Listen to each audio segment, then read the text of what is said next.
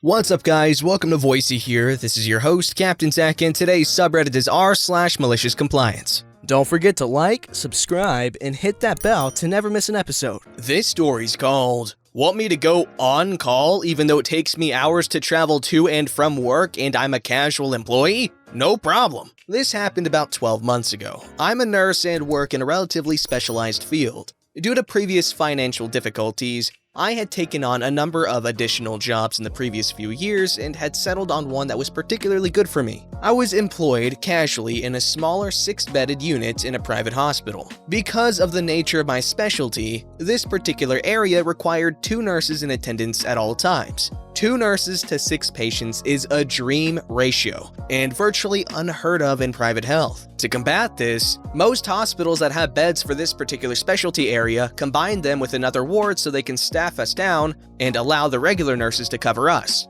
However, for some reason, this hospital had located the beds completely separate to any other unit. This meant they had no choice to safely staff us but to roster 2 nurses on at all times, and our manager stood her ground and refused to budge on that requirement.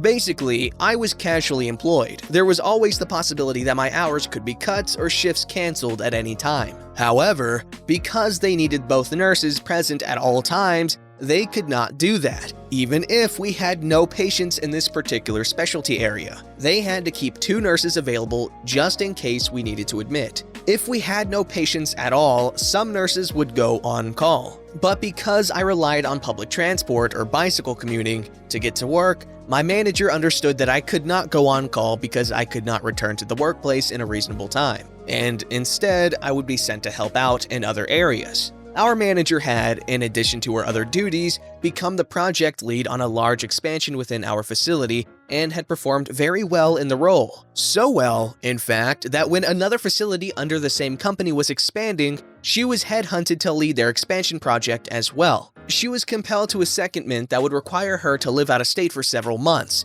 and as a result, we would be given a new acting manager. To our dismay, we discovered that the acting manager was from a ward where it was well known that the staff could not stand her. Sure enough, within days, she began doing things like canceling our staff and moving her surplus staff into our area when she was low on numbers and overstaffed, costing them to us, even though they lacked the appropriate training and experience to work in our area. Anything to make her budget look better, which at the same time made our budget look worse. It all came to a head one morning when, after 2 hours of a 12-hour shift, we discharged our last patient. I was literally on the phone finalizing the patient discharge when our acting manager called the other nurse on the shift and instructed both of us to clock out immediately and go on call. Confused, I rang her back. "Hi, assistant manager, it's OP.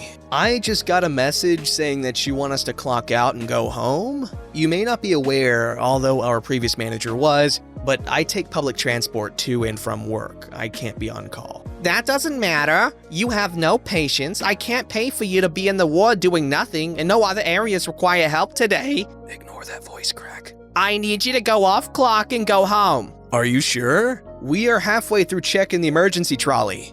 There is a massive pile of follow-up calls to make, and we haven't even stripped the patient room yet." "That doesn't matter. Bring me your phone and keys and clock off." "What are you going to do if there's an admission? It'll take me over an hour to get back." "Well, I'll sit there until you can get back." I was fuming. The other nurse began resealing the emergency trolley and I stopped her. We had been instructed to leave, and leave we would. I marched the phone and keys to our acting manager and handed them over. As I did so, she said, "You can't be paid to sit and make phone calls. That has to be done when you have patients." I replied, "We are busy with the patients when we have patients. Besides, it's only just past 9 a.m., and most of the follow-up calls are to families with children who are busy doing school runs. I wouldn't answer a call from an unknown number before 9 a.m. I handed the keys over, clocked off, and began the journey home. I hadn't reached home before I got a message from my other workplace, asking for a nurse for the night shift and offering an overtime payment.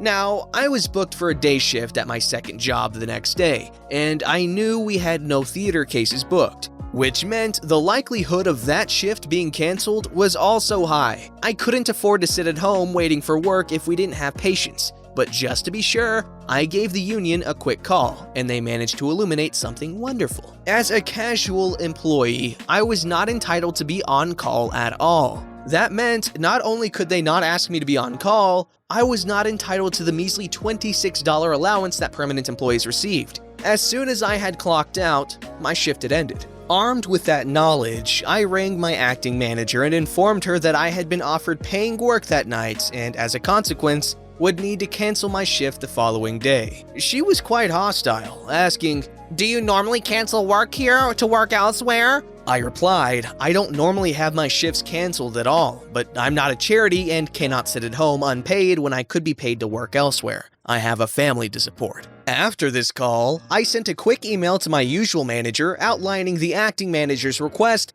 and why I had left the ward disorganized, the emergency trolley unsealed, and a stack of work not done, and went to bed to have a nap. I was awoken at approximately 16:15 in the morning by my wife, looking confused. My acting manager had rung and left a message with her that we were admitting a patient and she required me back at work. I was bemused. The acting manager should not have even been there at that time of the afternoon, and clearly lacked the stones to call me directly. No matter, I rang the hospital supervisor. Hi, it's OP. I just got a message via my wife that I'm a bit confused about. Apparently there is a patient and you want me to come into work for a shift? That's right. We're admitting you to your area. We need you back in. You know my shift was canceled, right? The assistant manager told me you were on call. Well, I can't be on call. I'm a casual employee. My shift was canceled. Besides, the time I've dressed, packed, got on my bicycle, ridden half an hour to my nearest train station, caught the train, changed to a tram, then walked the rest of the way, then showered and changed. It'll be,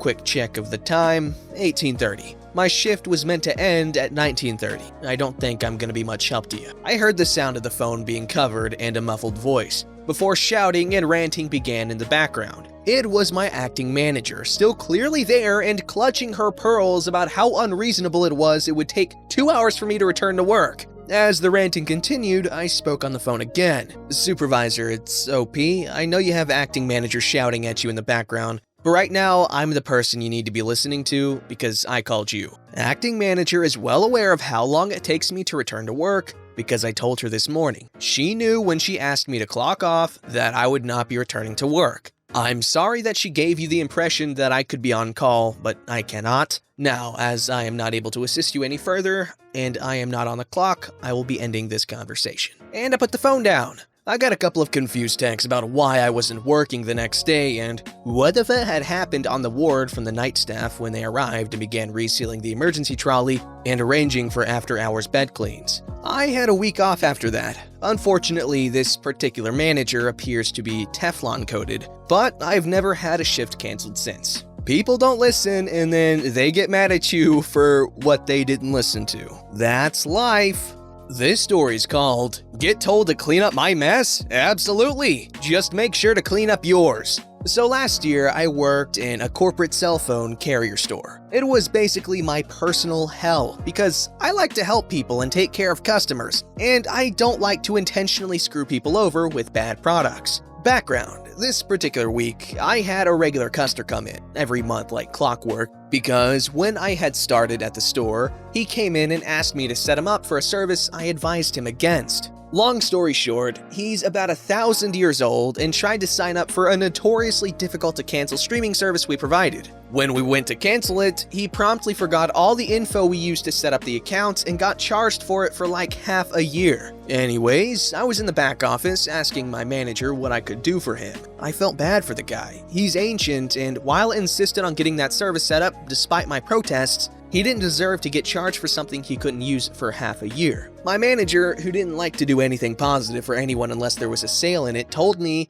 It's your mess, OP. His account got screwed up on your watch. Now go fix it. Now, I have a very strong work ethic. I clean up my own messes, I fix my own problems, and I detest having to ask for help. So this comment definitely set me on edge, knowing that my manager had whatever the opposite of a work ethic is. Several hours later, my grumpy customer had left, coming to the same conclusion we had over the last couple of months. My company had basically stolen $200 from him, and nobody with any power was willing to give it back. I was idling on the sales floor, stewing over my manager's comments, when a sweet little old lady comes in. I ask her why she's in there, and she's surprised by a recurring bill she's gotten for the last 2 months for that same streaming service. I've worked with this particular little lady before. She had her 80th birthday in the Devonian period. The closest thing she owned to a smartphone was her Nokia 3310. There's no reason this woman should have ever had this service.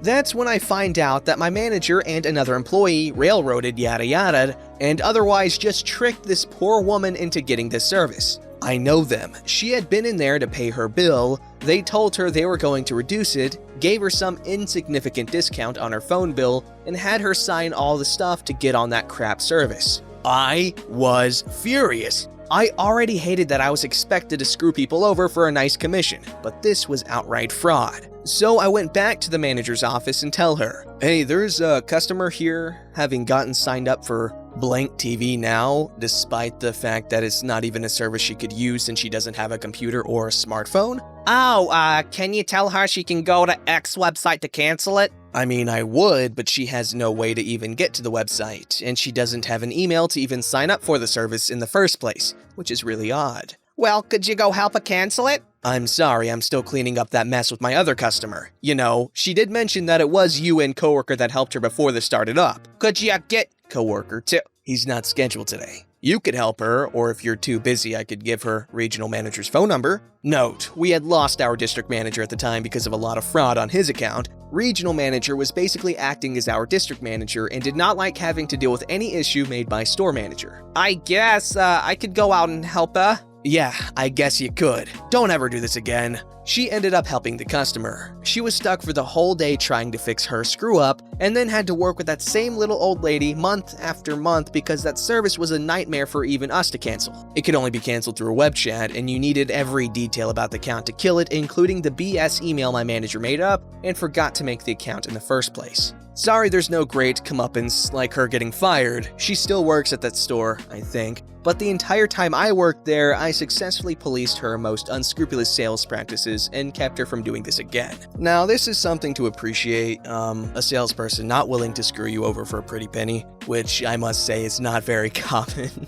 Yeah, people suck. Corporations are scummy. What's new? This story's called No Promotion Equals Less Work, Same Pay. I work for a passenger boat company. We have 3 tasks while on board: secure the boats for embarking and disembarking, keep an eye out for safety and order, and check tickets and issue fines. A few years ago, the company asked some of the senior staff to temporarily switch over to ticket inspector for high season, with the promise to move permanently within a year. Inspectors get a higher pay, and they only do one task, which is checking tickets and issuing fines, a thing that we are already required to do. So many of us say yes, gladly. At the end of the season, our reps contact us and say that we have performed well, so the company is having an examination for our promotion. We say we were assured we would be promoted no matter what. Meanwhile, there's a batch of recent hires who have personal ties with the union and the higher-ups. They aren't very happy with their working conditions. It's a rather tough job, especially in the winter or in bad weather. And they often find ways to be dispensed from service, or apply for desk jobs and easily obtain them, even if unnecessary or redundant. Now, we don't have much choice, so we agreed to the exam, and surprise, surprise, pretty much nobody makes the cut. They had to promote 2 because they knew they got perfect scores, despite the exam being for a job that some of us have been doing for decades. At this point, the company has no choice but to look for qualified people among the more recent hires. And wouldn't you know, pretty much all of those who belong to that category immediately pass. Now, the key detail. After we were failed, we were notified with a letter saying we were unfit for the duties of ticket inspector. The malicious compliance. We took those words to a letter, and we stopped performing the tasks of ticket inspectors, which had been part of our job for years. Either we are fit for a job or we are unfit. We brought our letter with us, and the first few times supervisors tried to write us up for failing to check tickets, we promptly produced our very much official dispensation. Not only did this decrease our workload immensely, letting us breeze through even the tougher shifts with ease, and generally turning our job into quite a pleasant one, but it cost the company a pretty buck in terms of lost revenue, the fines we don't issue, the greater pay gap they had to fill by using juniors instead of seniors, and the rehiring and retraining of those who still drop out of the job. Because it's still outdoor work, and some of the people they hired just weren't suited for it. Now, the supervisors don't even bother with us anymore, and I have that rejection letter in a box with other dear memories, like my old D&D character sheets. Edit. I forgot the cherry on top. A couple of months later, their timetable was modified, having them take service at 5 a.m. twice a week. There's no way I could have kept that up. I worked late shifts for most of my career. Dodge that bullet. Tricky. But it really sucks when companies don't appreciate loyalty and experience when they really should, because that's what does them good. At least in most cases, as far as I know. I'm not very experienced in these things at all, so I could be wrong. Don't forget to like, subscribe, and hit that bell to never miss an episode.